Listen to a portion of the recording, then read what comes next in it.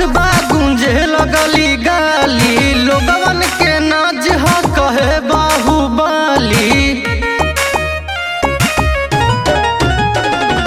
गाँव नगर कस्बा गूंजे लगली गाली, लोगवन के नाज ह कहे बाहुबली। जेकर नमबे के भारी डिमांड हवे हो पवन भैया, पवन भैया ब्रांड हवे हो, पवन भैया ब्रांड हवे हो।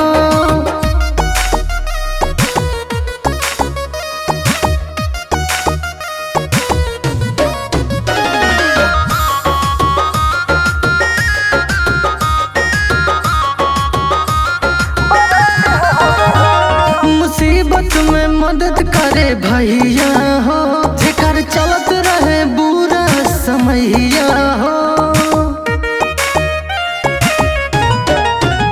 नया यूथ भी इन पे गुमान करे हो, सभे भैयन के इनका में जान बसे हो। लोग इनका पे कहरत घमंड हवे हो पवन भैया,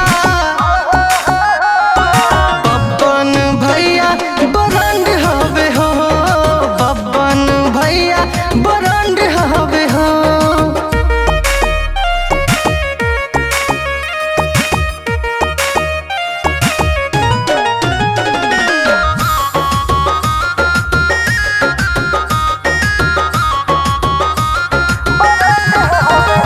बदमाशन खातिरी तो काल बाटे हो, जेकर संगवे में बाबा महाकाल बाटे हो।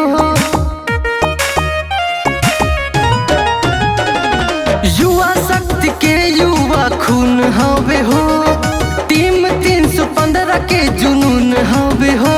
बिना सत्ता के थमले कमांड हवे हो।